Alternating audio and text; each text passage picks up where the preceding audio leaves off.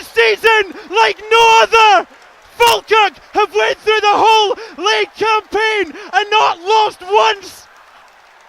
Unbelievable! Phenomenal! Incredible! Invincible! This is Falkirk Daft. With Behind the Wall. Into the box, it's Adams! And McKeever scores! Agyeman lets it run, made up a chance of a shot. It's Agyeman! Oh, what a goal from Alfredo Agyeman! Still alive, Dylan T tries to bend one, And it's a wonderful goal!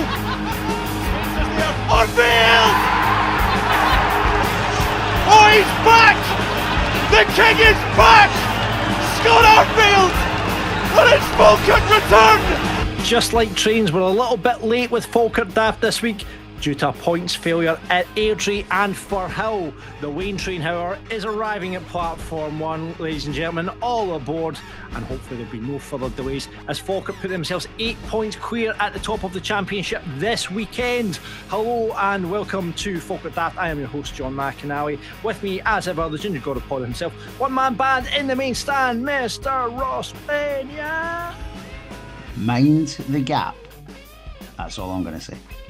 Mind the gap. There's a lot. I've seen a lot of Wain train gifs, images, AI images that people are putting the Wain train together now. It was a huge weekend for the Bairns. Absolutely massive. And Ross, you were there. How was it?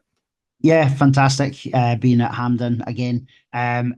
Weird, but brilliant. Because obviously we were fantastic on Saturday, John. But it was odd being at Hampden for a game where there was like 2,500 people. I missed the November game because it was my youngest daughter's birthday, and so I was thinking about this. I think that was the first time I've been back at Hampden for like a non-cup final, semi-final, or Scotland game since we beat Celtic 2-0 in 1994. Wow.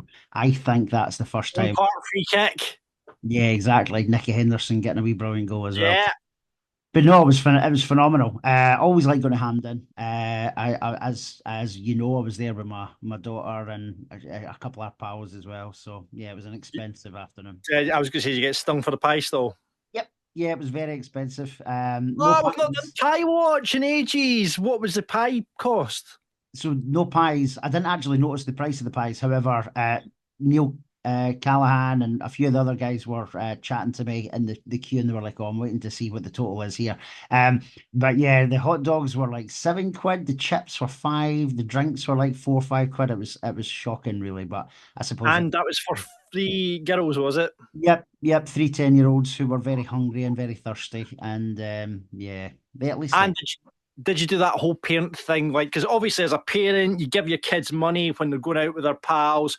You know, sometimes other parents will take them out, and then the parent, you know, make sure they get the money, make sure they get it, and then as a parent, you go, "Oh, don't worry, exactly. No, we'll sort it. Yeah, exactly. Oh man, so about 50 quid down.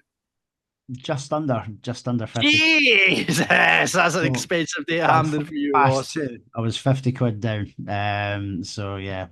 But worth it for the 3 points. It was very worth it. What I did, like, we could have, like, I know you've watched the highlights as well. Like Queen's Park's highlights as well showed something like 23 Falkirk chances and just the one chance for Queen's Park. So I watched it on Falkirk TV. It was glorious, absolutely brilliant. One of the performances this season. We'll talk about that in just a bit. But let's fly straight in to Birthday Corner. It's going to be an express train, this podcast, because it is currently 10 to 9 on a Tuesday evening. I'm still in work, as you can probably see. It is a little bit, if you're watching the YouTube version, it looks like an Amsterdam establishment at the moment because I've got the mic up, so it's all red lights. If I put the mic down, it turns blue. But there you go. It's a bit. Do you remember I don't know if they still do them. Do you remember those late night phone-ins, and it would just be like a woman with a phone like tapping it against herself? That's the kind of vibe I'm getting from. Listen, if you want to get your calls in, I'm here all night. But let's fly through the podcast and let's fire straight into Birthday Corner. Happy birthday, Phil. Now I'm going to make it louder. Not Phil Lauder, Phil Lauder. Is it Lauder or Louder? I keep getting confused because they shouted out. I think it's Phil Lauder because then you shout, no, it's Louder. but then they're messing with my head. So happy birthday, Phil, a regular at Falkirk Daft Live. News on that coming up, and that's from Big Scotty, your pal. Good lad Scott, ended up back at his after the first Falkirk Daft Live, drinking whiskey in his little man hut, which is absolutely brilliant. But Phil and Jack as well is Andrew is Phil's son, and that comes from everyone wishing you a happy birthday, Phil. So happy birthday. Indeed, happy birthday, Phil. We've also got a message from Andrew. This is another Andrew who says, can I get a happy 59th birthday shout out for my dad, Gordon Will? He was the guy that was dancing around with the captain's armband at John's charity auction, and he was very chuffed that you gave him a mention. So big happy birthday to Gordon. Good lad, good. Another one coming in here. Hello again, Dafties. Apologies for the late message. I was hoping to get another shout out for Birthday Corner, this time for my daughter Enid, who'll be 8 years old on the 23rd of March. That's 5 days away. Last Easter, my son Harris had been unwell, so was unable to travel to Montrose. On hearing there was a spare ticket available, Enid jumped at the chance of going, probably because she knew, as all kids do, there was a McDonald's on the way there. But on the drive to Montrose, she was quite excited. She even got the thought about getting a chance to go on the pitch. As we're ready to get leave, I started to think, how to explain that to a wife? We'd be late getting home due to our high junks in the pitch. I needn't have worried though. I checked my phone messages. First one I opened from my wife saying, please tell me you've taken Enid on the pitch. Phew! So he got away, got her on the pitch, and memories were made on that day, as were so many memories made at Montrose. And they were in about it on the pitch. So that's a happy birthday to Enid, creating memories up at Montrose, and that is from Mum, Dad, and brothers Luke, Keegan, and Harris. There you go. There you go. I thought with Birthday Corner, and this, I have to have a shout out to my brother for this one. He said, why don't you do X-Bairns? So here we go. Let's say happy birthday to some X-Bairns. On the 17th of March, which was yesterday, Darren Barr turned the ripe old age of what, Ross? 40. I can't believe he would be 40. 40 years old, former captain Darren Barr, 40 yesterday. Here's a name for you. Today's birthday on Birthday Corner, Bairns Birthday Corner. Tom Owen Evans. What age is the toe? Apparently, he's 28. Oh, see, do you know what I've done? I realised what I've done here, because I want to do that traditional radio thing of writing that, you've got to guess the age of the person. Right, okay. I've sent you the sheet, so you know exactly who the age is. Right, I'll correct that for the next time. Rory Loy is 37 tomorrow. Actually, that's Wednesday the 19th. And big happy 60th birthday to Richie Cadette. 21st Friday, he turns 60. Who would have believed that? Richie Cadette turning 60. He can't be 60. He still feels like a 25-year-old running about Brockmore, to be honest. Well, it makes you feel old, doesn't it? And Fergie, Alan Ferguson, 56. I'm sure they'll really enjoy us out in their ages here as well. And remember Blaine Rowe? Barely, yes, I do. Yes, Blaine Rowe. Right, he was from Coventry, wasn't he? A couple of seasons ago.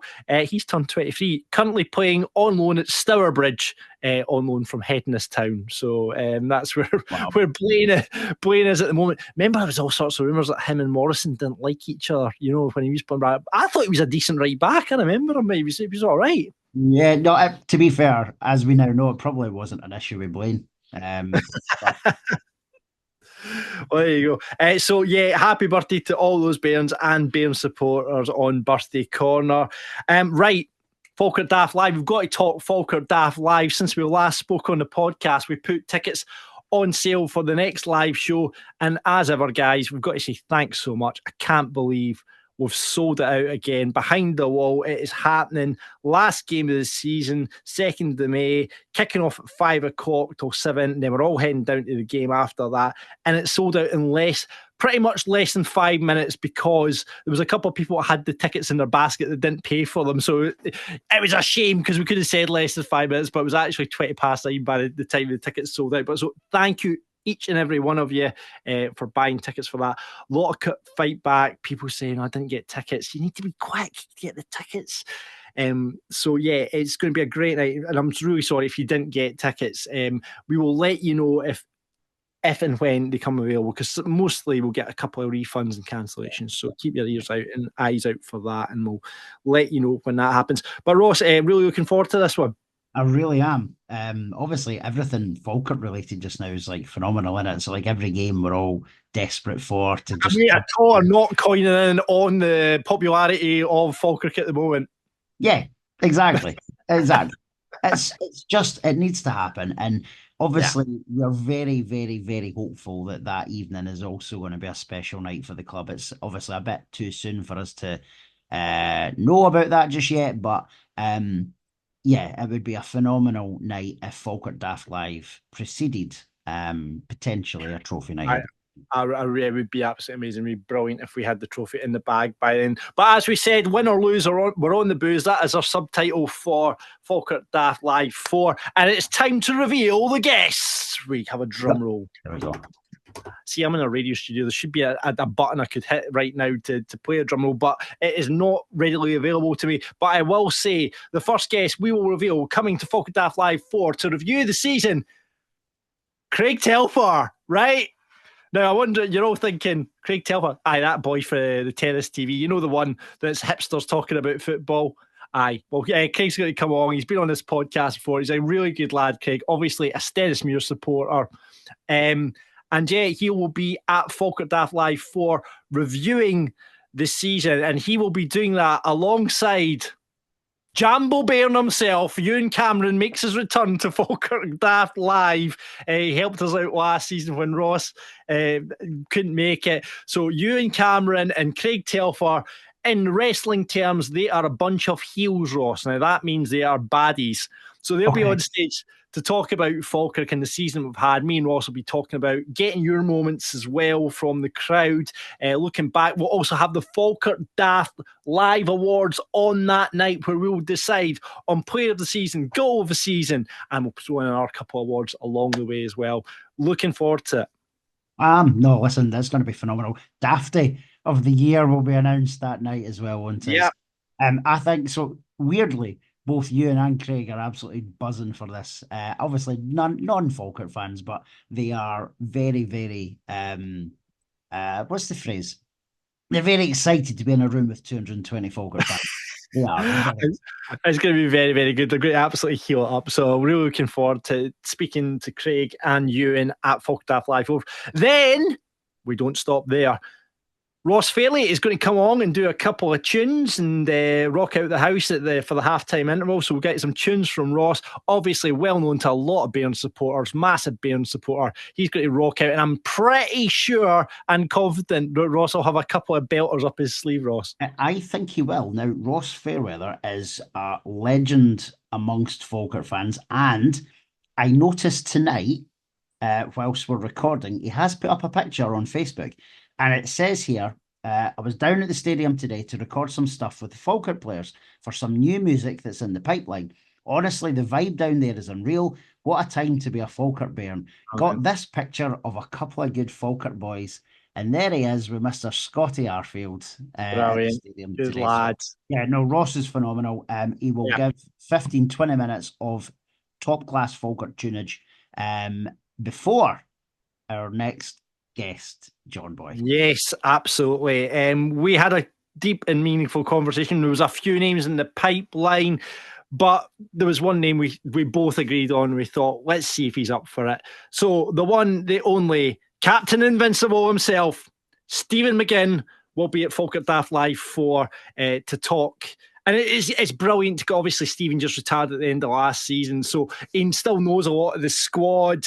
Obviously, lifted the trophy as an Invincible last season, and it's going to be, I think, his first time back really in Falkirk and doing something like this. So it's going to be a lot of questions. I can't wait to speak to Stephen, Ross. Yeah, me too. There's so much to talk about from that Invincible season. I'm sure he's got loads of behind the scenes sort of stories that maybe haven't come out yet.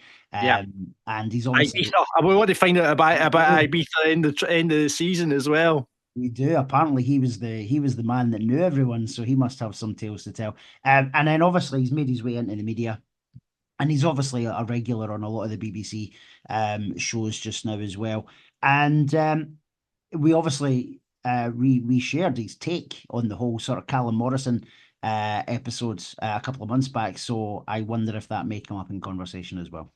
I imagine it would be. So looking forward to welcoming Stephen McGinn. And then it's off down to the stadium and then back up to behind the wall for a party. If you haven't booked your bus if you're coming to Falkirk Daft Live 4, buses are available. Brian, our friend, our sponsor, is putting on 4 buses that night. So get your name in for Brian. I put my name down because I thought, I'm going to get left off the bus. I thought I better get my name down because it would just be like that, doing the show and then just like, hi, can I get down to the bus? But it's going to be one of those drop the mic moments and just leave. Absolutely. Everyone's going to be like that straight out of the stadium. And hopefully, like Ross says, we'll be hopefully seeing something special on that evening. And then back to behind the wall for Falkirk Daft Venoms afterwards. Fantastic.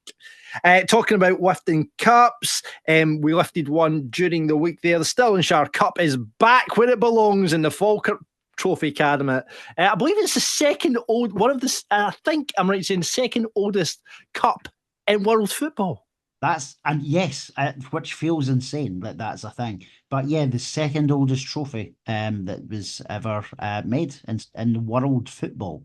So there you go. It is a beautiful looking trophy. Obviously, I know Ruby, photographer and videographer. To many, well known on social media. She sent us on a video of it getting literally put into the trophy cabinet after the game. It was nice to see because obviously for those who were sitting in the Kevin McAllister stand saw fuck all of the trophy presentation because it was one of the worst organised presentations ever. I don't actually think it would have been the club because I know the Stirling Charity FA are a deal with that side of things, but you saw nothing, John. Oh, really? Yeah, well, they put a table on the concourse outside the director's box. So rather, because surely if they did it where FTV, where Dave and the Tannoys are normally set up, that would have probably been a better place to do it. That would have helped, but they didn't. And then so everyone who was in the main stand then sort of converged on the middle bit, right? And then you would have assumed. Again, they would have maybe have brought the trophy round to the KM stand. A lot of the fans had stayed behind, but it wasn't. There was some pictures taken at the tunnel, and then that was about it. So it was a bit of a weird. That's not great. But it might not have been the club. It could have been the Stirling Charity FA who was responsible, but it was odd. So it was nice to see the pictures and the videos post match. Yeah, no. 5-1-1. I mean, it was. Like that first half was Falkirk just at their devastatingly best. Obviously, a mixture of some first team players. Great to see Finn Yeats wearing the captain's armband and lifting the trophy as well, by the way. Yeah. Alfie Aguiman was playing, Miller Thompson was playing. Luke Graham got a run out as well. So it was great to see some first teamers in amongst, players that are really, really impressing just now. We're talking about McCrone, Honeyman. A lot of people shouting out Walker as well. Reece Walker said he looked absolutely outstanding tonight. But Scott Honeyman, as well as Aguiman and Thompson getting their goals, Scott Honeyman getting a hat-trick. Well, sort of hat-trick. Yeah, no, it was three brilliant finishes. Aguiman got a very, very quick goal, a very typical Alfie goal as well. And Miller Thompson's strike from distance was an absolute peach. So, do you know, I thought we were very professional. And what was great to see as well, this is the development squad mixed in with the first team. They play exactly the same way as the first team. And I believe from the guys who go and regularly watch the under-16s and under-18s, it is exactly the same. Yep. We play the Falkirk way. That's what we do. Which is great to see. I mean, that's how it should be. It should come right down the youth ranks so we can progress up the level. So brilliant. Stirling Charity Cup win. The Stirling Charity Cup. I'm in hospitality, so I'll get to see it on... Oh, you jammy bugger. I forgot about that. Yeah, so I'll get to see it on Saturday. They cleared out, if you've ever been in hospitality in the boardroom, they've cleared out the whiskey bottles now and they've now managed to get the Stirling Charity Cup there. So it looks a little bit better with the 2 cups sitting there, League One and the Stirling Charity Cup now. A couple of bits from the club. Falkirk golf days happening again Thursday 24th of April. Get your spaces for that. It's down at Glen Bervey, and of course all the proceeds going to the Falkirk Academy. Ross, you're a golfer, aren't you? We talked about this last season as well. Yeah, no, I am. I've not played regularly in a long time though. It used to be something that I did a lot, but no, it has been a while. However, like most things, I'm sure I would get back into the swing of it. Jesus Christ. So yeah, if you want to get involved, all the details are on the website for the 24th of April. If you need a caddy, me and Ross are readily available for that. Oh yeah, that would be cool. We'll go and caddy for someone and just say, well, a couple of beers and are like for walking about with a couple of beers. That sounds like a great plan. The FFC, the official podcast, not this unofficial nonsense that you're listening to now, is available now. Episode 19. Colin, brilliant guy, professional host, a lot more professional than us two. He is in conversation with Sean Skelly and Lewis Dixon and Paddy Haney, the commercial team. So I've not listened to it yet, but I'm sure Colin always does a great job in those, and be interested to see what the boys have to say. No, I gave it a listen when it came out on Friday, I think it was. And the boys all come across very, very eager to bring lots of ideas to the table,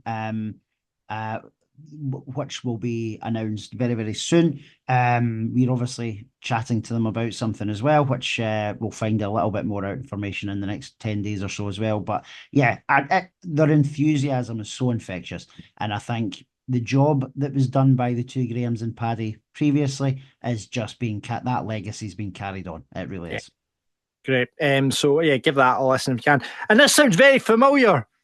The Heritage Series is happening at the Brockville Bar, 28th of March. Listen, I'm saying that tongue in cheek. They're doing some live events down in the Brockville Bar now. And obviously, it's great stuff because the money all goes into the club as well. Darren Barton, who's just turned 40, we just mentioned them, and Mark Stewart are going to be down there on the Friday, 28th of March. You can get tickets now. There's going to be a pie buffet. We'll start at 7 o'clock with speakers beginning at 8 o'clock. I believe Stevie Jackson, the one and only Stevie Jackson, is hosting that. So if you didn't get a ticket for Falkirk Daft Live, this would be a brilliant little present for someone. Get down to that if you can. Brockville Bar, Friday the 28th of March. And that is the new Heritage Series. So I think there's going to be a few more of those coming up. Ross, we better book all these guests before, they all get in amongst them and get all the good stories, That's it.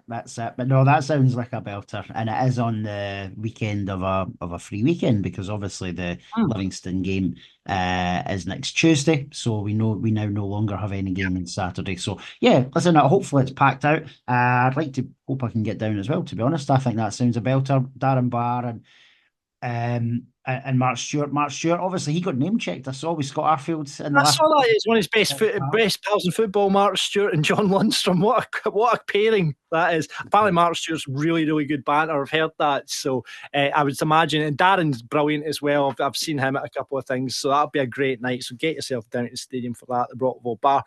Just want to talk a wee bit about the Ultras. They've released a statement.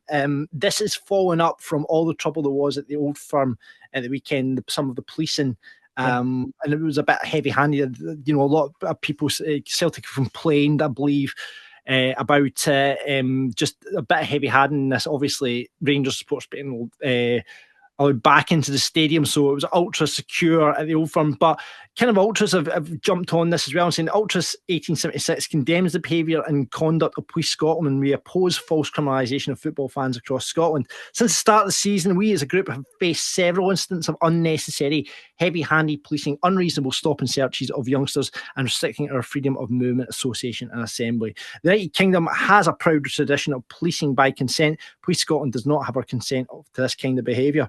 Then they've listed a few examples of what's happened at Airdrie versus Falkirk just a couple of weeks back, Hampden versus Falkirk, and Dunfermline versus Falkirk as well.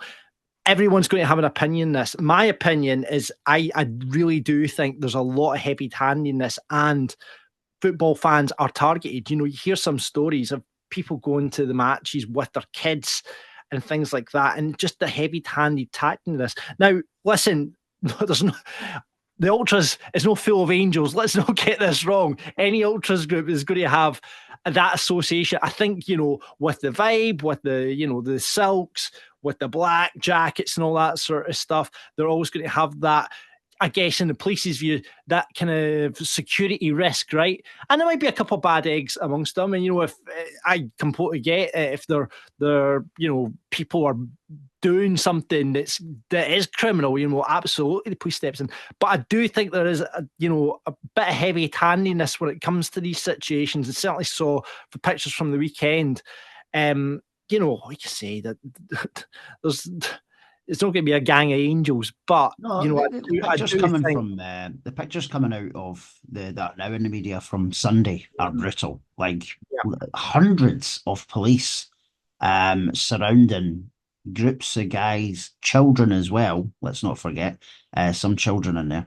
It is way over the top, and this overzealous almost way of going about things is dripping into the stewarding at a lot of stadiums as well, John.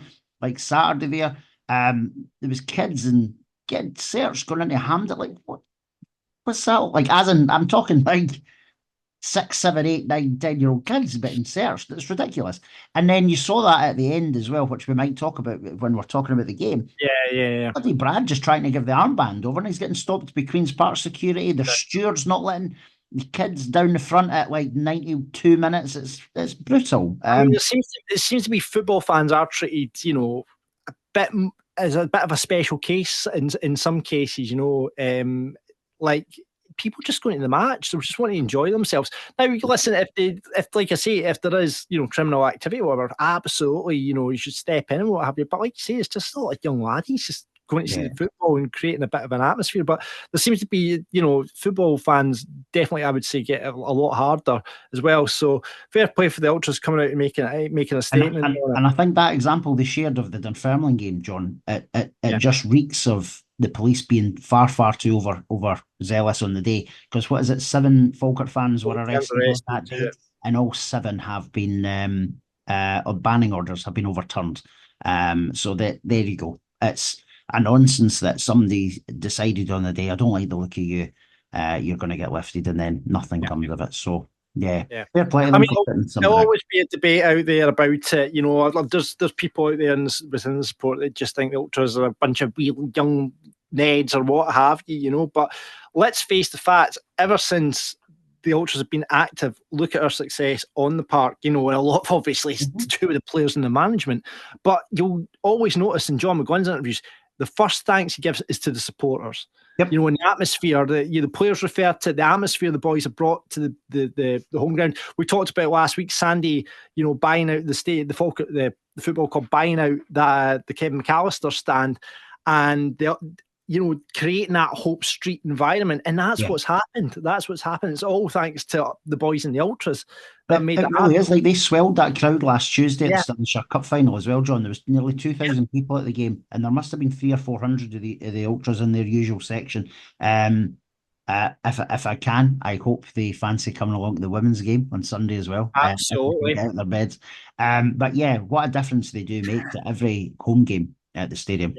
Absolutely. I mean, it's just about sensibilities on both sides, both from the police and from the Ultras, and just finding that relationship, you know, that it works for everyone, because it's about being sensible on both sides, you know what I mean? So fair play for the Ultras coming out and making that statement. And talking of the Women's Day, Falkirk Daft Women's Day happening at the stadium this Sunday, 2 p.m. kickoff.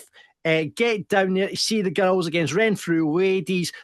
We're aiming to get the biggest crowd down there at the stadium on Sunday. It's a 2 p.m. kickoff. I'm going to take my daughter down there as well. Adults £4, under 12s are for free. And if you're a member of the Falkirk Foundation, you get in for free as well.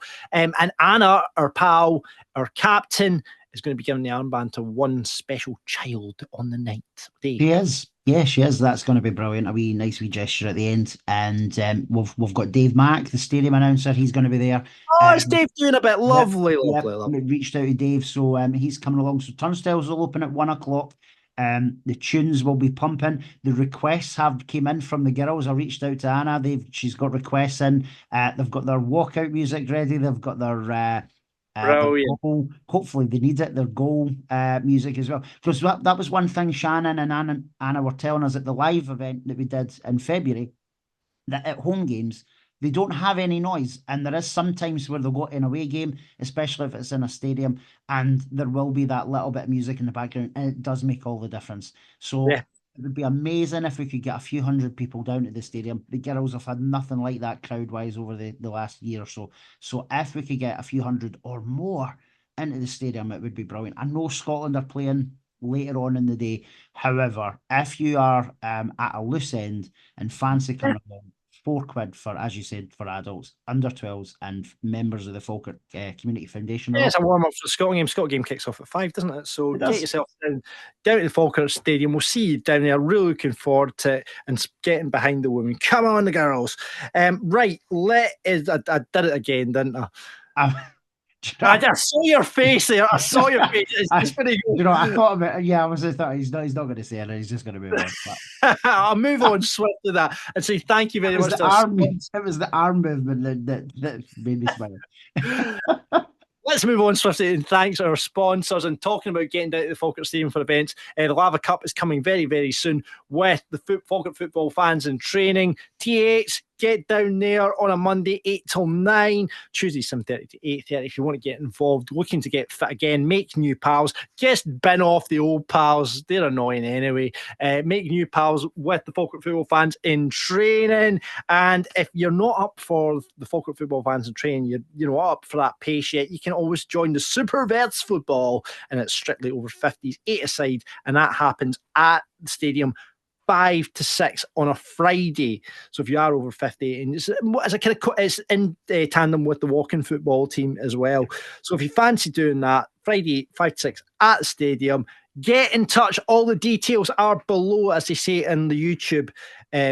Click through and get in touch with Ian, Willie, or Dougie, and they will get you into the fold and in time for the Lava Cup, which is coming very, very soon. And we'll have all the details. Clubs from around Europe coming to the Falkirk Stadium, and it's a brilliant occasion, Ross.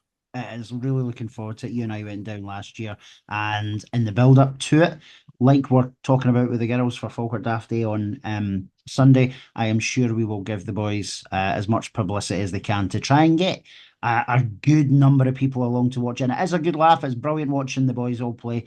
Loads of teams from across Europe, as well, as you said. And if I am going to blow the trumpet, we have the potential Champions League placers, Nottingham Forest, coming up for it as well. Oh, there you go. There you go. Right, that is all the club news. Let's get into the football now, though, and let's talk about Falkirk versus Queen's Park on Saturday.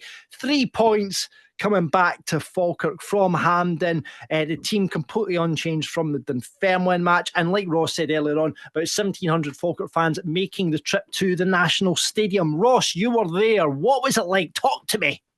Yeah, it was just brilliant. Honestly, like from start to finish, we were on it, John. It was classic Falkirk under John McGlynn. Totally, I assumed it would be an unchanged side, subject to any injuries, which it was. A really strong bench again when you look at it. I mean, I don't think after the win against Dunfermline, would there be any kind of changes you would have made from, unless you're looking to rest players? But I don't think. I thought it was a really good performance against Dunfermline. So it was obviously in terms of as we started the match, he could have had a couple of goals before he went off. But as we know, Big Barney, and as you said in the other podcast, he has to be followed up by Big Barney had an ankle knock. I was chatting to his dad, brilliant guy, Pete. I was speaking to him before the match. He came over and having a blether with him. He had his lad's shirt on at the stadium as well. Because obviously they live in London, and he was like, I can't not come and see Barney play at the National Stadium, because Peter's obviously proper Scots guy, and he was brilliant chat for 5-10 minutes. But yeah, he had said Barney had an ankle knock, so it is a shame that he's went off. Hopefully, we've not heard any more for the club, but hopefully he will be okay for the games coming up. But we started very brightly again. Yeah, I mean, I guess that was the only question. It was if it's Barney or maybe Gary that would have kind of switched, or maybe even Ross, or even Brophy's fit. Even Brophy's fit again. He was on the bench. Who knew? Yeah, it was great to see him on the bench as well. It was. I know, but I mean, Barney, that goal he had chopped off. I still can't work out how that was offside. I don't think it was, but when you watch it from, and I know it's not in line with it, but when you watch it, the Queen's Park defender is 100% closest to the goal line. It is not Barney, 100%. Yeah. So yeah. I know Barney said as much in social media. I suppose he would after the game Saturday night. He was saying the same. Oh, should have counted. I absolutely should have. But it was, and big Tom getting his big strong header at first though. We'll Before talk a wee bit more about Tom a bit later on. I'm very much looking forward to that. But yeah, no, it should have been. I go, and at that point going, all right, okay, but we started off 100 miles per hour. Then we got the penalty. Well, there was a couple of there was a couple of chances well before it. With Barney again, like having a good few chances as well. Headers, racing through and go and having his effort saved. Barney really looked alive. The effort that was clawed off the line, John, by Callum. Oh, Callum Ferry. Wow, yeah. Like what a save that was. His way bounced back up and just clawed it, it was incredible. So felt so sorry for Barney. Goal disallowed. Then those two saves, and it's just like, oh, poor guy. But it's going to come for it. I'm just glad he's off the mark, because that kind of stuff weighs in your mind, Exactly. So I'm just quite happy he got off the mark against Airdrie, and he should have had a goal. Well, let's be honest, he should have absolutely had that goal. So we were just flying, Ross. It was just like the performance was incredible, even in that first half. It was. We were relentless, which is a word we've used loads over the last season and a half. And you just felt it was coming. And we'd been so close 3-4 times, as you said, Barney with a couple, Big Tam had a chance as well. And then we get the penalty. And it was a penalty. Like, I know there was it was an absolute penalty. Absolute penalty. Scotty lifts the ball, though. And you think Scotty's going to take the penalty. Uh-huh. But no. Captain Brad, do you think Captain Brad's overruled him? I assume a conversation was had. And obviously, I can imagine there was a conversation post-match as well. But on the pitch, there was definitely some sort of chatter. But you know what? Like, I know his last couple haven't went in, right? However, he is the penalty king normally, and he has been, right? Well, you say that. Remember, he missed against Hamilton. Now he missed, but he was able to tap it in. Yes, and obviously, I think there was the miss against Thistle that Scotty scored. You'll remember. So you could argue, right? There's the three, but listen, he can't take Alloa away from him last season. Well, he did score the. Let's face it, he did score the greatest penalty in Falkirk's history. So what a pair of balls in him he must have had that. I think Brad might be off the penalties though. If we get a penalty, I am pretty confident it's Mr. Arfield that will be grabbing the ball and not getting it taken off him. I saw Brad on social media actually said shit penalty. He did say it with a wee poo emoji. He was quite. I was just confused though, because we were at the time, and it wasn't until you watch it back. But at the time, we were like, "Well, he's not hammered it, but it's also not soft enough that it's a Panenka." He literally just almost like passed it into Callum Ferry's hands. Now, see, for that boy, like, that boy is a brilliant keeper in my opinion. He's very good shot stopper. I would say again, I will say probably the best keeper in the division. Yeah, he's up there, and I think, and that's weird to say considering I let four goals in, right? But it wasn't down to him. However, I think against him, low and hard into the corners, because he's not the tallest of boys. I think he would struggle to get a penalty right in a corner. And if he hit the penalty like he did against Allo every time, no one's stopping that. No one's stopping it. But when you watch it back, it isn't a Panenka. He's not hammered it. It's just passed it into his arms, basically. It was one of the worst penalties I've ever seen. It was literally, because like you say, you think, oh, he's going to put it. No, he just actually side-footed it. Callum Ferry was just standing there. I don't think Callum Ferry could have picked a better situation for that to happen.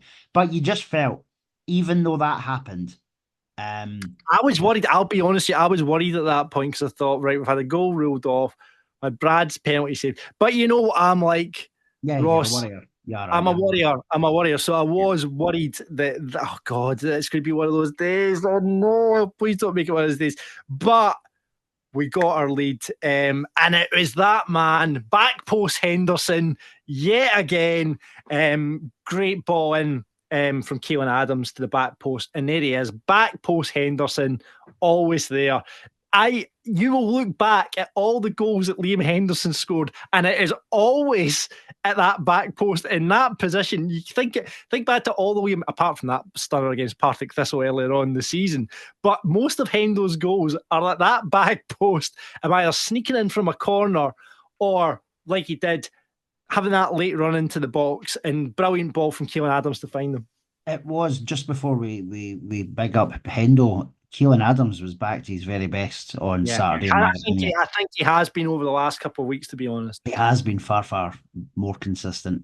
But that run and ball into the box was just perfect for Hendo. And as you said, you wanted no one else at the back post. Loved his celebrations. No idea what it was all about either. Some sort of, I don't know if it was a devil or a donkey or what he was doing. Not sure, but he ran towards the usual camera videographers and stuff as well, so they all caught that, but it was well deserved. We could have been 3 or 4-0 up at half time, John, and we probably should have been, really. I know we usually will reflect on obviously the opposition team as well and the chances, but Queen's Park offered absolutely nothing.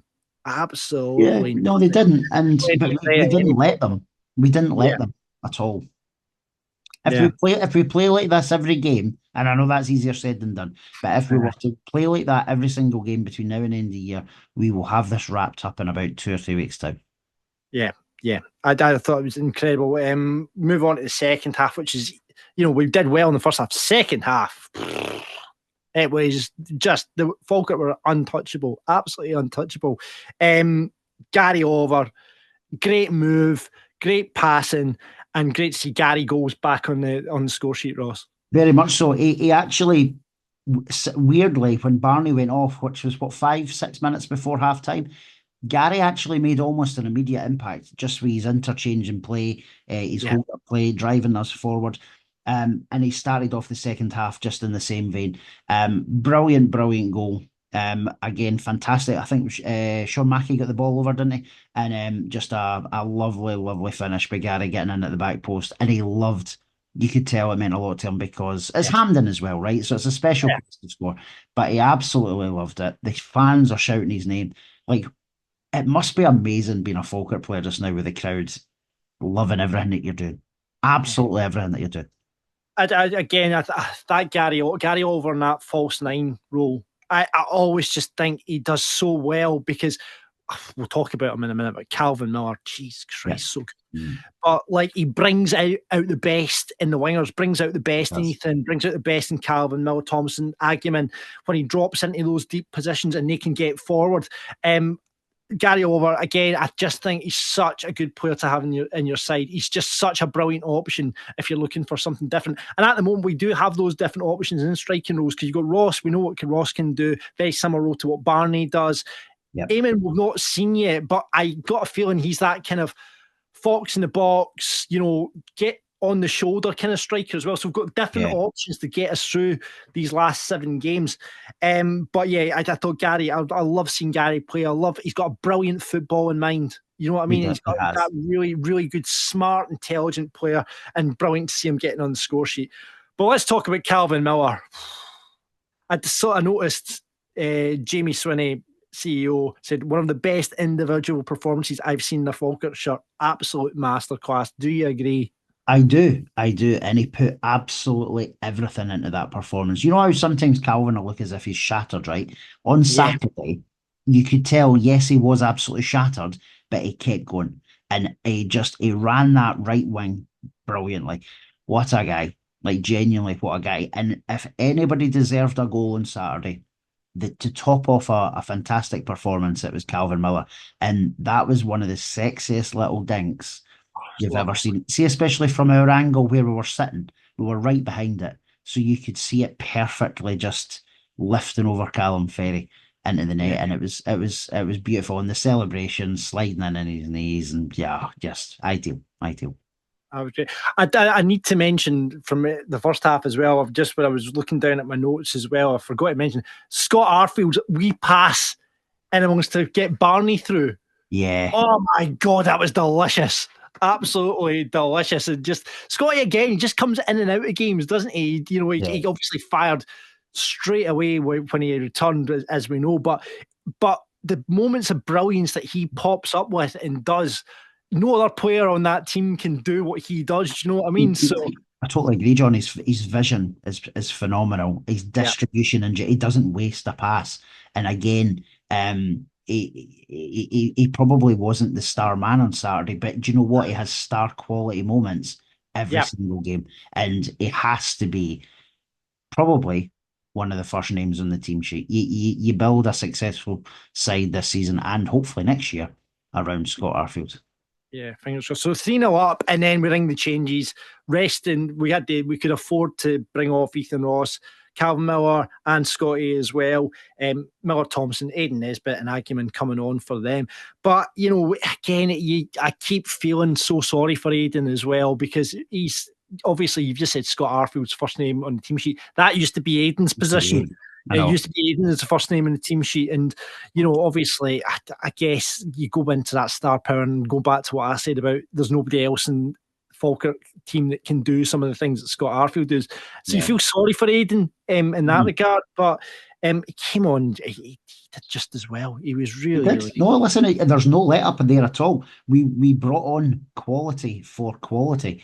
And Aidan, as he always does, came on and dictated a lot of that midfield play. Like, he's so energetic, as we know anyway, whether he starts a game or comes on.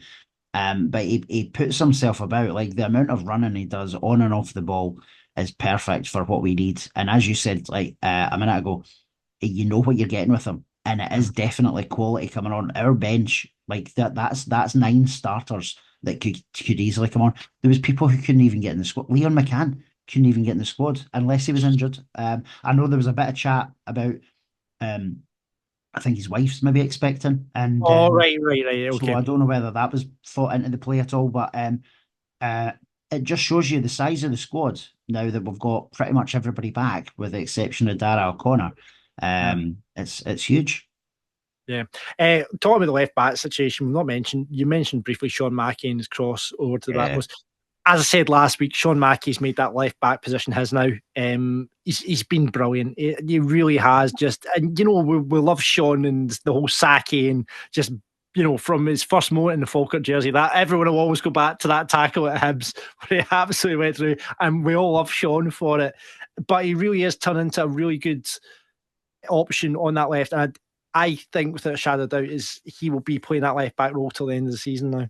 I would assume so, unless John decides that he is going to mix it up a bit at some of the games. We've obviously got just the one midweek game, actually, now that I think about it. But yeah, he has. He's the last few weeks, as he did last year.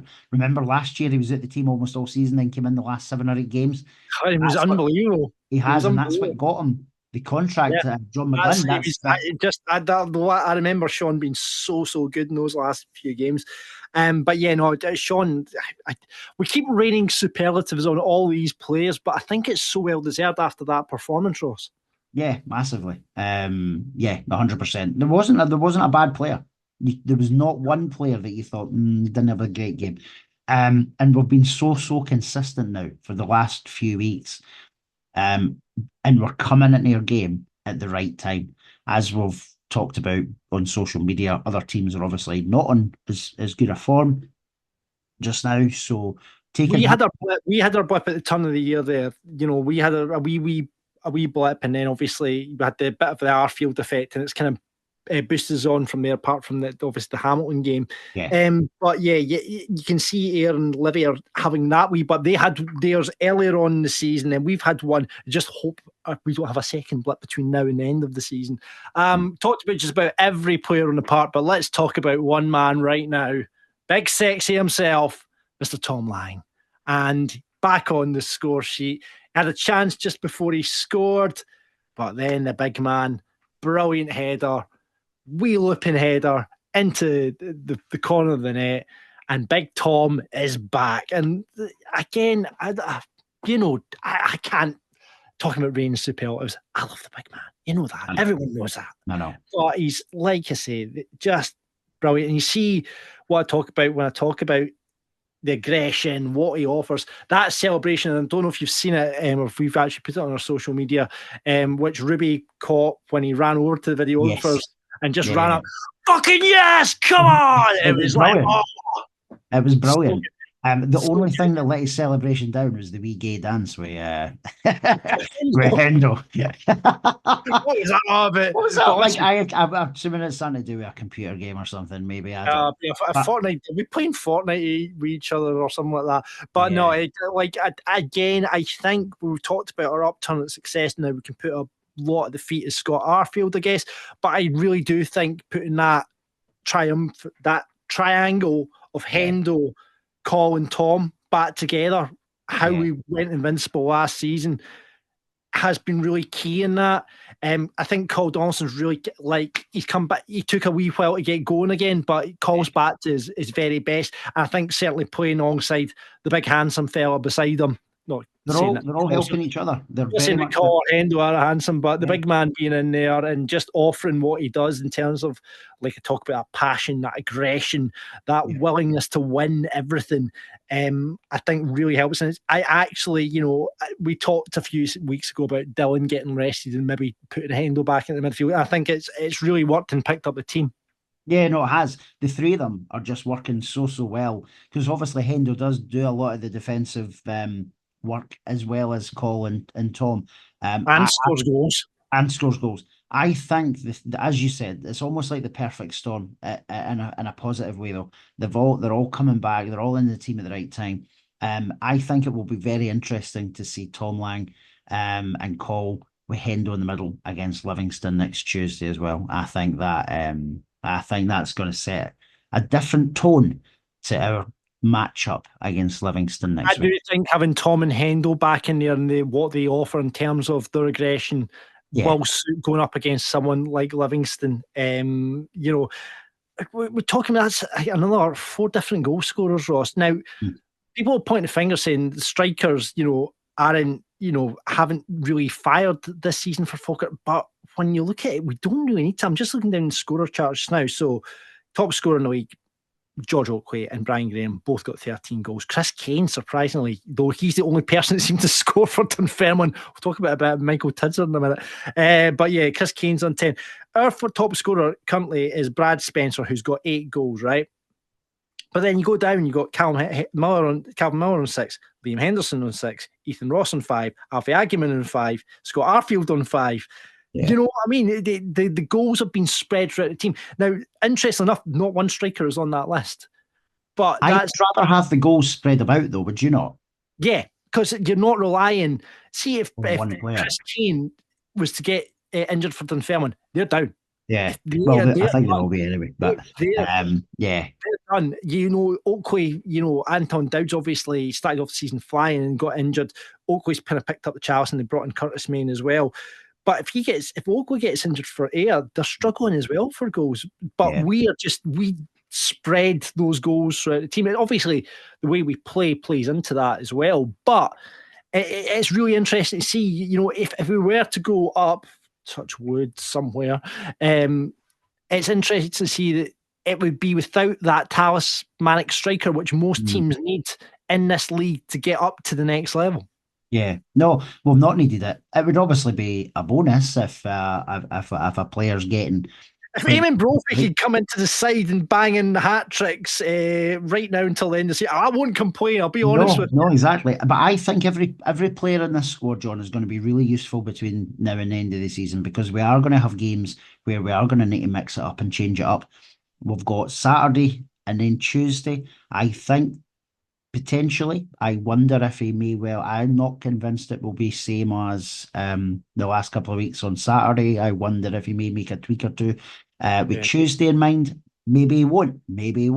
But I just think we will need to use the squad in these last 7 games. Yeah, absolutely. Tom rounded off the 4-0 win. I think, Alfie came on again, did Alfie things. Terrorised them. Absolutely made an impact on the game. It's just I love love for Alfie as well. Just comes on, even against Dunfermline, the last cameo, he just gets the ball at the corner. Go and run. Yeah, exactly. Go and run, Alfie. But coming away 4-0 performance, and it was some performance from the Bairns. One of the best of the season. It was certainly matched, I think you look at performances of the season, Ross. You go back to April when we played Airdrie away the first time. I thought we were phenomenal that day. Queen's Park at Hampden. I know we didn't win by much, but we were brilliant that day as well. Other performances, seasons for you? It's up there that we were relentless for the 93 minutes that was played. Not a wasted performance either. So yeah, it's definitely up there. And it might, because of other results as well, it may well go down as one of the most important weekends we have all season. Well, we've got a big weekend ahead, which we'll talk about in a minute. But let's get seeing what you guys are saying. William kicks off saying, what a weekend, thoroughly dominating performance from the boys, and 70 years of heart washed away on the time. Oh yeah, can we talk about Newcastle winning the cup? I'm a Newcastle supporter, so I know Mr. Sean Elderbrandt, who is Falkirk TV commentator, was actually at the game as well. I was very jealous when I saw his pictures on Instagram. So yeah, brilliant weekend seeing Newcastle lifting the trophy as well. The train yesterday coming back from a work trip was just full of drunk, hungover Geordies coming back from London. It was an interesting smell on the to be honest, John. I worked down here for several years and they're a great club and a great bunch of people. So I was delighted for all my Newcastle supporting mates to see that happen on Sunday. Anyway, back to Falkirk. William says, Barney's so unlucky not to score and hope his injury isn't serious. Win the 4 home games and we are there. Indeed. Yellowburn says, can we fault anyone? Results going our way and we do our bit. The perfect Saturday. Miller was tremendous. Yeah, Ali says, keeper was behind his line for the second disallowed goal. Brilliant team performance. That just kept getting better as the game went on. 4 great goals today, and it was the first time I've seen Falkirk win at Hampden in person. Hopefully not the last. Come on, you Bairns. Indeed. Callum says, 8 points clear. Tough couple of games still to play, but both Scott Brown and Martindale seem to have conceded the league, which is right. They both can, comments-wise at the weekend anyway. We just need to keep doing more of the same. Choo-choo. I don't like that, though. I saw Martindale 10 days ago, or just before he made the interview, was saying, we're still going for first, and then basically conceded the league. If you've seen his post-match interview there at the weekend there. It's just mind games for me. It's absolute mind games to get in the head. Do you think he's clever enough for that? I don't think he is. No, but it is ours. And like you say, we're only 4 wins away from winning the league, and that's in our own hands, without looking at what, because Ayr and Livingston, something's going to have to give there as well. So yeah, it was a huge weekend in the title race, absolutely huge. It was. Vaughn says, dominant control performance, could have been 4-0 up at halftime. What a team, what a day. Let's keep it going and get this train to its final destination. Indeed. Chris says, everyone was outstanding today, but Calvin Miller was sublime in everything he did. Gary Oliver's football IQ is off the charts. Currently upgrading my Wayne train ticket to first class. Brilliant. I really hope this song was sung at Hampden on Saturday, and if it isn't, ultras take note right now. Ben says, don't you wish your left back was Sean Mackey? Don't you? Don't you? Is that a sing? I didn't hear it. Do you know, Saturday was a wee bit weird as well. There was loads of singing, loads of chanting, right? But the job's worth at Queen's Park, John. I don't know if you know this, but they banned the drum, they banned the megaphones, they banned everything. Listen, we spoke to a couple of the Queen's Park supporters, with the guys over at Spiders Talk podcast. There's been such a fight between the club and the supporters this week in this season in terms of all that sort of stuff. It seems to be, it's like, come on, guys. Do you know what was also confirmed at the weekend, though, John, was they are committed to 100% being at Lesser Hampden next season. So how that works in the Championship, assuming they're still in the Championship, it's a 1,200 capacity, is it? That's insane. So hopefully it's not a problem. But yeah, it's just a weird club, like a very, very weird club. But yeah, listen, we'll leave them to it. But the Ultras did a very, very good job, considering they didn't. Don't you wish your flip back was Sean Mackey? I love that. I absolutely love that. That could be our next sing-along for the end of the season at Falkirk Daft Live IV. It's not We Are the Champions. Love it. And then last but not least, he has been absent for a wee while. As Willie Stroker does say, think it's time it returned. Queen's Park got cummed on. They certainly did. They certainly did. And Callum Davidson losing his job right after that. It seemed like on full-time whistle he was giving his jotters. So, I mean, that actually a bit of a voyeur, because I went and listened to the Spiders Talk podcast today to see what their reaction was to the game, and also to Callum Davidson. Not happy. Not happy. And you see within the statement that, they talk about youth setup. The word on the street is, that I think they're wanting to bring in just a lot of youth players into Queen's Park, But when you looked at it last season, they got themselves out of trouble by signing the likes of Killian Sheridan and Sean Welsh and stuff, players like that.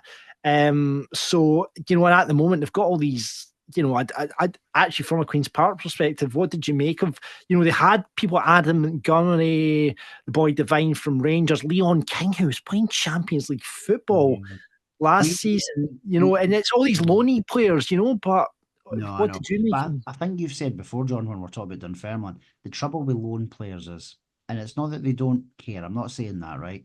But I don't think, see, when you're in a fight, I don't think that's the players that you want. No. We saw that with the Hartley season, didn't we? That's maybe that's maybe a disservice to some of the loan players we got. But I think when you have a huge number of loan players in, I don't think they care as much. And but certainly on Saturday, we didn't see enough. They barely had the ball. So it was difficult to tell. And it was a very dominant performance. I thought it was harsh, the getting rid of him, to be honest. Especially when a couple of weeks ago he managed them beating Rangers at Ibrox, And they've got a cup final next weekend. Yeah, exactly. Cup. Hopefully they do. And hopefully they do, but Falkirk have just, when we get into our rhythm and get into our gear like we did on Saturday, no one can touch us in this league. I really, truly believe that. If we can get into that rhythm and play like we did on Saturday, I don't think there's any better footballing team. I don't think there's any better team in this league. But it's not all. It doesn't always happen that way. But on Saturday, we were just unbelievable. Absolutely couldn't stop us. No team could have stopped us on Saturday in that championship. We were absolutely unbelievable. So you feel sorry for Callum Davidson. Seems like a bright young manager. I'm pretty sure he'll, who knows, could be the next Dunfermline manager. Let's talk about Michael Tidser before we get into the Falkirk Daft rated and Falkirk Dafty of the day. Michael Tidser, Jesus Christ, 59 days in the job. 59, unbelievable. Our friends over the water. What is going on? It seemed to take longer to get him in the door than it did to get him out the door. It's a basket case of a club just now. It really is. They're on a downward spiral. There's a lot of worried Fifers, by the way. A lot of worried Fifers now at this point. Who I take it, have they given the job to, what's his name, Lanzarote John? Is that who they've given the job? John McLaughlin, I believe. I think he'll be caretaker charge. Though, no, Dunfermline don't have a game this weekend because, believe it or not, Dunfermline and Livingston have got international call-offs. So the game's been between Dunfermline and Livingston has been postponed this weekend due to the amount of international call-ups that Dunfermline have, which on paper sounds unbelievable. But that's what's happening this weekend. But Michael, I mean, you feel again. No, you don't feel sorry. I don't feel sorry for him because I've never liked him. Right. However, I think it's harsh to get rid of a manager who's had no input really on the squad. At all. I know they've brought in a few loanees and stuff, but the loanees they've brought in look actually to be better than what was there. So, but I think they are on a downward spiral. I know I took the piss out of Stephen Mill a couple of weeks back on here saying that Airdrie were the sort of form in there in the division. They were one of the form teams at the time. Granted, I know they lost to us, but they had a very, very brilliant comeback against Livy. I obviously hope we destroy them on Saturday, which might help Dunfermline. It's an interesting conversation that Dunfermline supporters will be looking for us to do them a favour. Sure but I still think the gap between the two of them isn't that great, and Dunfermline's run of form is so poor. It's just an odd decision. I don't think that will change how their season goes. I genuinely don't. Stuart Kettlewell apparently has been vulturing around Dunfermline. He was a former coach there, and he's apparently been at the last few games. So Right. be interested to see if he ends up there. And the thing is, Stephen, who we spoke to on the podcast a couple of weeks, he says they are got all the money in the world basically to throw at it next season as well. So be interested to see if they can stay in this league. It'll be and to see what happens there. But yeah, enough about Dunfermline, enough about Callum Davison. Let's talk about the Falkirk Daft rated player. Should we even talk about it? We're just going to give it straight to Calvin Miller. I think it has to be. There's a number of players that you could say for Saturday, but I think for his all-round performance, Calvin Miller. If I was to give it to someone else, I'd probably say Tom Lang. Well, Calvin Miller gets it. I think I know you mentioned Tom Lang there, Ross. Tell me more about Tom Lang, because just keep your hands above the desk. We can take Calvin Miller off and we can put Tom Lang in. But no, I think Calvin Miller absolutely unplayable on Saturday. And first Falkirk Daft rated award of the season, which is hard to believe. It is hard to believe considering how consistent he's been and the amount of assists he's had as well. That is a shock actually. But he is another player that will play a big part in the last 7 games. Absolutely. Again, what I know about football, I was like, he's a lot better on the left. He's been outstanding on that right-hand side with his numbers, goals, and whatever he's contributing to the team. So well done, Calvin. Falkirk Daft rated player of the week. Dafty's going to the security guard who tried to stop Brad getting the armband to a child. Has to be. Yep. What a job's worth. Definitely. Kid. Yeah, exactly. Let's not beat around the bush. What a dick. Right. That is really dickish behaviour. Yeah, fair play to Stevie Hogan, who's one of the Falkirk security guys. He sort of pulled him away and said to obviously explain to him what they were doing. But just don't be a well twat. done, Stevie. Indeed. Well done. Aye, twat. Anyway, so yeah, Falkirk Daft of the week. I'm sure he'll be delighted to hear that. There's no guest pundits, so no Falkirk Daft versus this week. So let's head straight to look at Airdrie. This is Falkirk Daft. With Behind the Wall and the Falkirk football fans in training. So Ross, Airdrie is up next on Saturday. I'm in hospitality. You're forever in there these days. Don't even start on that. Falkirk Daft sponsoring the captain's armband this weekend against Airdrie. I'm actually in there with 1 Celtic supporter and 2 Rangers supporters. I've dragged people from my work along to watch the mighty Bairns, and my best mate Chippy, who listens to this podcast and has been on this podcast despite being a Celtic supporter. So looking forward to it, really looking forward to it. It's always a good day out. But it'll even be a better day if we manage to get 3 points at home. But you know me, Ross. I know what you're going to say here. My worry is, I just worry, Ross. I worry. We're only 4 wins away from winning this league. And this is the kind of game that you look at and go, right, there's how many points between us and Airdrie? I'm just working this out. 42 points. 42 points between us and Airdrie. But they've won 2 of their last 6. They've done an okay run of form, Airdrie. I mean, I thought we did really well at their place a couple of weeks back. We should usually speak to Colin from the OTL, but we just thought we played them a couple of weeks ago, so we kind of know where Airdrie are at. We've seen them recently as well. But you can't ignore that great result they got against Livingston at the weekend. They did, and obviously they had beat Accies the week before, so they're on a bit of a high since they played us. However, if we turn up, if we play our A game, if we do what we know we can do, it will be 3 points come 4:45. I know, I can understand why you're nervous. It's top v bottom, it's Falkirk, but this feels, and we've said this before, John, this feels like a different Falkirk the last couple of seasons.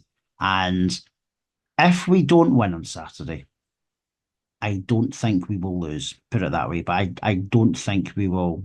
I think Falkirk will claim the 3 points on Saturday. I'm not saying it'll be comfortable, but I think we will. And if we do, and I know this is me counting my chicken nuggets before I've looked under my chips, but we could go to Livingston. What saying is that? I've never heard that in my life. Of course that's a saying. Of course that's a... Count my chicken nuggets before I looked under ate my chips. Is that what you just said? I said I said I'm not counting my chicken nuggets before I've looked under my chips. Jesus Christ. That's a Right. terrible. Anyway, right. So, I lost my train of thought. Yeah, we could be going. We could be going to Livingston on Tuesday night with an 11-point gap. I know Martindale alluded to this in his post-match interview as well. He obviously expects Falkirk to beat Airdrie, and for that to happen. It's just a big couple of days. It's a big couple of games. And I'm here for it. Like everybody's just looking forward to the next thing, aren't we? Yeah. And I fully trust John McGlynn and the boys to do this, but it will be tough. There will be tough moments in the next 7 weeks. Well, maybe not. It depends on how long this goes, right? We could find ourselves, and I know we made a joke about it last week. I'm hoping and praying we can a set of results means that we could potentially win the title on the 5th of April before I actually leave to go on holiday. That would be lovely. However, there's loads of ifs, buts, and maybes in there for that to happen. But the main thing is we need 3 points on Saturday against Airdrie. Yeah. Do you see much change in the side? I know you spoke about it earlier. I think you might use the squad a bit more. I don't know if John McGlynn is the type of guy to have one eye on another game, because they are very much, this is the game we need to play. So do you know what? I've probably talked myself out of too many changes, if any. For that reason, I think he will just be looking at Airdrie. I don't think he'll be looking at Livingston just yet, unless someone has a knock. For instance, Barney. If Barney's still not 100%, will he not even risk him and keep him for Tuesday night? Potentially. I think potentially he might against Livingston, you know. We do have cover, though. Does he then bring in Ross? Does he bring in Gary? Does he bring in Eamon Brophy? I think it has to be Gary Oliver based on his performance on Saturday. But you're right, we do have options there. We've lost 2 players to international fixture this week, so Luke Graham will be missing, Miller Thompson will be missing. Good players to have, absolutely good players, first team players that you can rely on. But we do have strength and depth there as well. I mean, you feel sorry for Luke's obviously return to us on loan, but I just guess putting Tom and Cole back together, getting the band back together, the back's just limited a wee bit. You know, we obviously tried the experiment of left back, but as we say, Sean Mackey's really made that his position now. I hope Darryl O'Connor's maybe fit, so we've got some defensive cover. But if not, we've got Hendel that we can drop back in there as well. You do, but then remember we've got Finn Yates on the bench. Yep. So Finn could go in at right back, Keelan can move over, Sean Mackey can go into centre half. That's very true. Left back. So we do have options there that we can play about with if needed. Yeah, that's very, very true. So yeah, it's I can see maybe I'm using the squad a wee bit more. I mean, it's a shame that obviously Mel Thompson and Luke aren't available, but as you say, we've maybe not got the cover. The thing is, like, if you need to do something on the left, you can move Calvin over to the left, move Alfie into the right as well. So you've got options. The good thing is this squad is quite dynamic and who you can play and where you can play them. But yeah, I wonder if he'll maybe make, if Barney's got to not make that change up top, I wonder if he'll just change something in the midfield and maybe put Dylan into midfield potentially. Is Dylan back from his injury? I don't know if he is. Yeah, but maybe not. Actually, he's got a couple of weeks to go, so maybe not. He might would he rest Hendel? No, he wouldn't rest Hendel. I don't think. I think unless he has to, I don't think. Maybe Aidan for Scott. Maybe, yeah, maybe. He obviously he did that against Airdrie midweek a couple of weeks ago. He granted Scotty had a wee knock, but Tuesday's a big game, but Saturday's the first big game. One game at a time. They're all big games, Ross. They're all big games. They are big games, but it's one game at a time. That has to be the mantra. One game at a time. I know. I really hope we can. It's just that way. You know what I'm like. I'm last season. I was just like, oh, no one in the league, and we're like miles ahead of it, and anything can happen. I just worry, Ross. I know you're very confident. The Wayne train's been rolling all season for you. I've still to get on board. However, I will admit to this: if we win against Airdrie and we get something at Livy. I might jump on. Right. I might jump on at the platform. So just the platform, not the train. You're actually you're going to step the platform.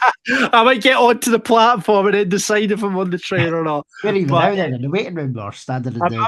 I'm standing at the escalators just now waiting to go down on the platform.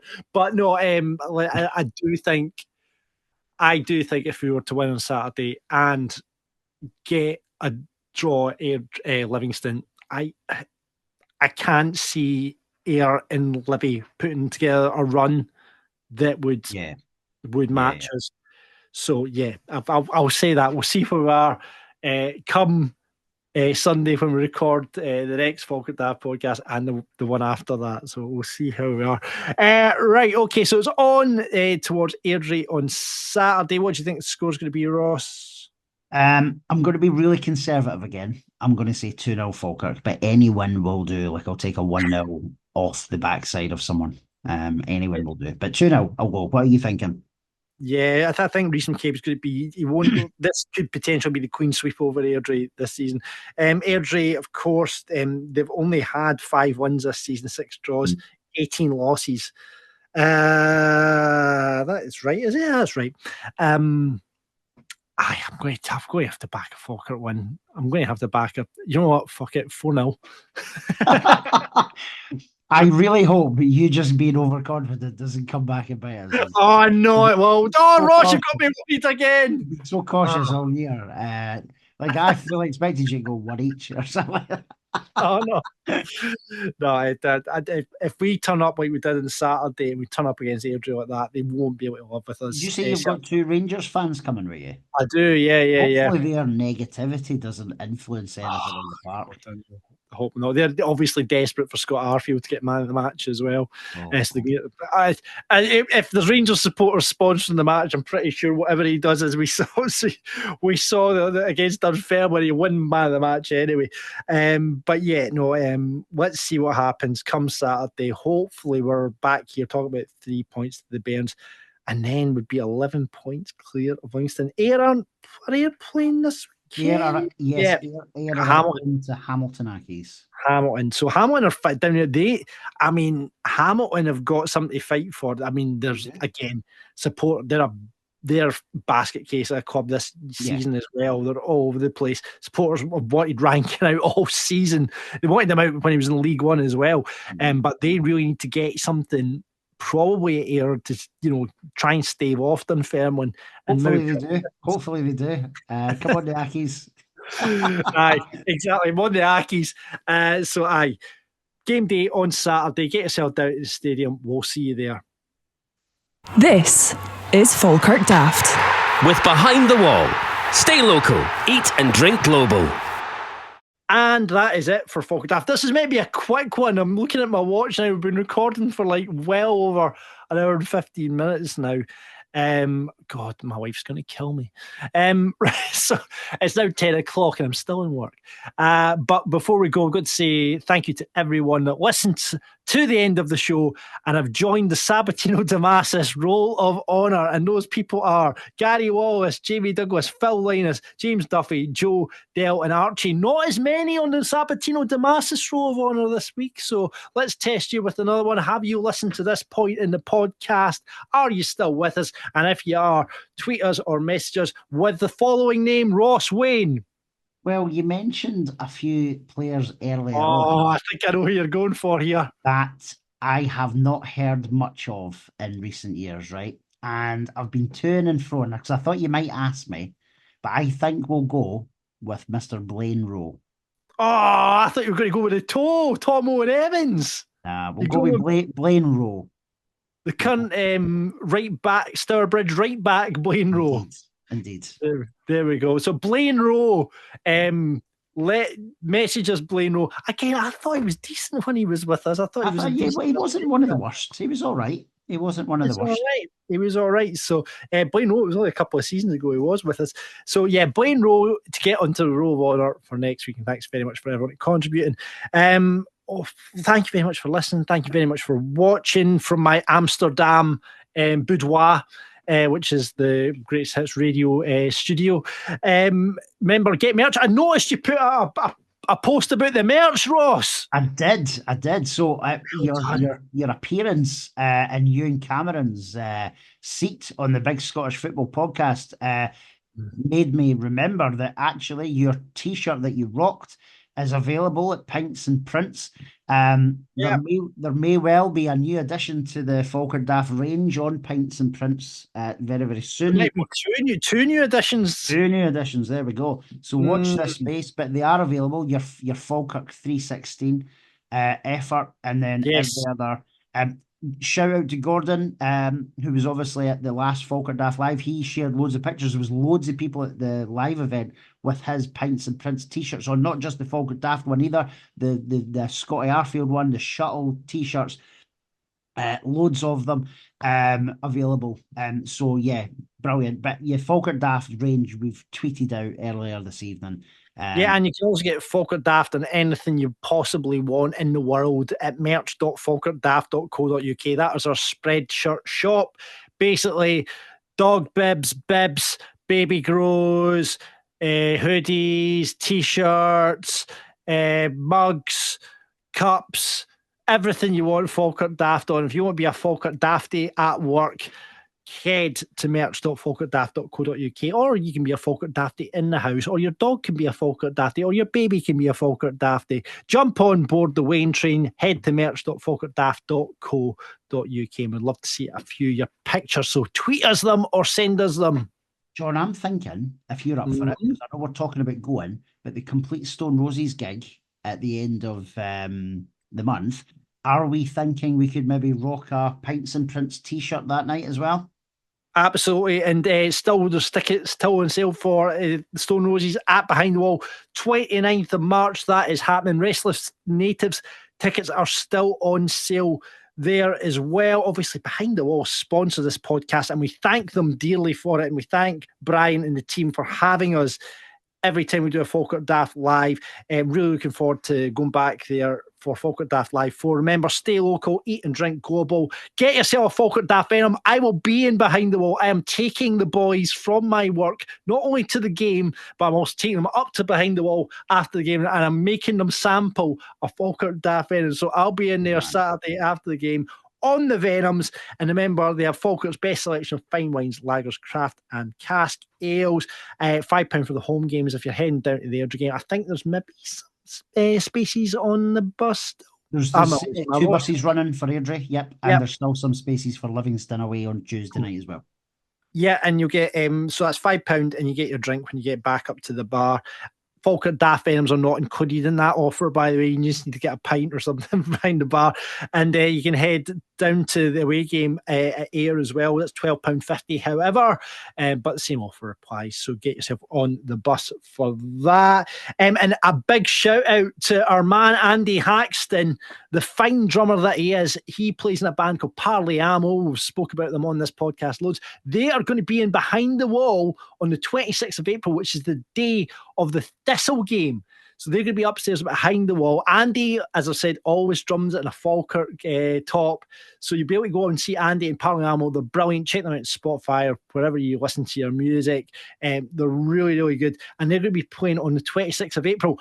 Now, that potentially could be a big day. Second last game, that potentially could be a big day for Falkirk. And if it is going to be mental in Behind the Wall that night. So it should be a crazy gig. But tickets are available for that. Go along, support Andy and the rest of the guys that are in Parley Ammo. Brilliant, brilliant band.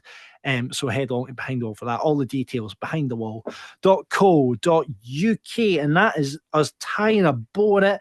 I want to get down the road before I get a divorce, though she'll be in her bed now. So I'll be tumbling down the road to get my dinner. I've got a pie sitting there for me. They're out of date today, Ross, so I need to get them eaten. So I'm going to have a pie and beans for my dinner. It's 10 o'clock at night. I'm not such a rock and roll star, aren't you? Oh, my word. You know, it's just all rock and roll in my world. Pie and beans for my dinner, and I'll maybe treat myself to a wee cream egg or something like that. Check I don't know what we're watching the telly as well. I'll have to work out that. She's in her bed, so something that I like. You know how you get with I've got our together programs and we've got to watch it together. find something else. Probably the wrestling, Ross. Let's face the facts. I heard John Cena cut an amazing promo on Raw last night, and we're back to wrestling chat. I'll stop that right now. Rein that in. Right, okay. Enjoy your week, everyone. We'll see you at Airdrie. We'll see you back here on the podcast Sunday, Monday, whenever. We'll get it out. We'll try be a bit more on time this time. But the Wayne train is still rolling. Falkirk are 8 points clear at the top of the league. And let's leave you with these words from Ross Wayne. It's unexpected, buddy. Come on, Bairns. We're Falkirk Daft, we're Falkirk Daft. Talking about the dark blues and having a bit of a laugh. We're Falkirk Daft, we're Falkirk Daft. You can listen in the pub or you can listen in the bath. We're Falkirk Daft, we're Falkirk Daft. For everyone who's caring about being a Falkirk Bairn, we're Falkirk Daft. We are Falkirk Daft.